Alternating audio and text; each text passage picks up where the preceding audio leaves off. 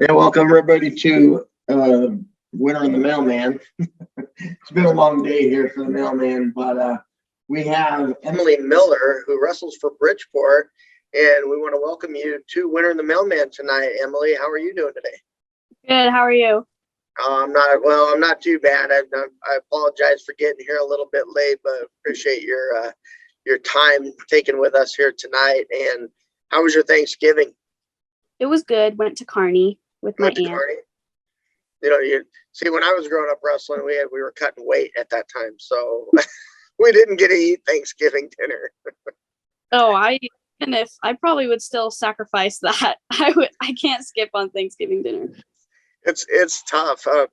I guess jumping right into it, do they allow you guys to in girls wrestling? Do they allow you to lose weight, or do they have a kind of a stipulation on you? A lot of us are the same weight. There's some, I think a lot of us are in like the 115 area. So if they ask if we want to cut weight or even gain weight, and sometimes we'll even like do wrestle offs to people in the same weight, then one will go to varsity and one will go to junior varsity. Now, girls wrestling is actually kind of new to me. I mean, obviously I've followed it a little bit. I've known about it in the area. Obviously I've watched it, throughout the World Wrestling Championships and stuff like that. The weight classes and stuff. I mean, is it all pretty much in the same line as boys wrestling? I think so. Like, I think Saturday I'll be wrestling 120 to like 120. So I think it's about the same as boys. Okay, yeah. I was 119 pounder when I was in high school, so I was one of the little guys too. Brianna, you come from California. Yep. And I'm sure that they were probably way ahead of the curve out there. They probably had more than we think going in California, would you say? I don't know because none of my schools had it. None of your schools None had of my it. schools had a wrestling team in general, so I don't know. How has it been? How has it been seen by like your peers, like your classmates and your teachers and stuff like that you are a girl wrestler? I mean, you're in a sport that is dominated by men for so long, but how do they handle this with you? There's a lot of people that at first, like, kind of like some of the boys were kind of like making fun of me for it, even though they're not even wrestlers. But and there was a lot of people who didn't support it at all, but there's a ton of people who like love that we're doing it. Growing up a wrestler myself, wrestled for many, many years, coached, refereed. I've done it all. I was all for it, for the girls to have their own programs. I always thought it was kind of tough. I mean, when I was a lot younger, we did have some girls that had to wrestle with the boys, and there were girls that they could hold their own. They did all right, but there was probably some other girls that probably shouldn't have been out there with the boys. But now that we're seeing this evolve into a girls sport, I mean, I have seen some pretty awesome, pretty phenomenal wrestlers out there. Who do you kind of idolize as far as the wrestling goes? Is it a girl wrestler, guy wrestler? Who is it?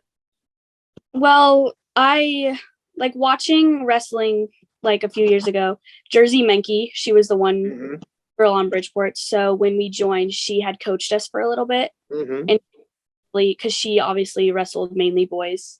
And I really look up to her because she was able to wrestle boys, and now she's wrestling in college. So That's pretty awesome. So why did you want to try wrestling? Obviously, it's a new thing. I really wanted to try something new. Like when I was in 8th grade, Coach McGrath had come into the room and said that the girls could sign up as well as the boys. So a couple of my friends were sitting together, and at first I didn't join it because I did go to stand up, and some people were like looking at me and kind of like snickering and laughing. But then after that, I had gone to Coach McGrath and told him I wanted to do it. So going off that, how do you feel about being on the first girls wrestling team at Bridgeport? It feels honestly really good because I see a bunch of like little girls wrestling now in Federation, and it feels good knowing that our team really helped like encourage them to want to do it. And like I said, there was people that didn't support it, but then it feels good to know that we stuck through it and just continued doing it. Does it help that you practice with the boys wrestling team too? Sometimes I would prefer to just wrestle with the girls in the room, but it's getting I'm getting more used to it. Like in the beginning of wrestling, it was like we kind of felt embarrassed because we thought because they're obviously like more experienced than us, but it's a lot better later in the season. Don't ever be embarrassed. Don't ever let anybody look down on you. You're doing a phenomenal thing. And I honestly don't think you understand how historic this really is. And it, I would give anything to be a part of something, something as, I guess, I don't even know how to explain monumental as this. I mean, having Bridgeport's first, girls wrestling team. I mean, that's going to go down in history. You're going to have little girls looking up to you. Yeah. You're going to have a lot of people looking up to you, and you're going to gain a lot of respect doing what you do.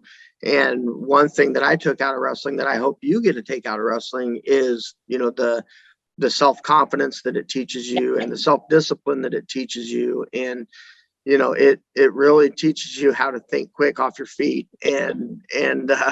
So, kudos to you. I mean, I couldn't be more supportive of what you guys are doing over there.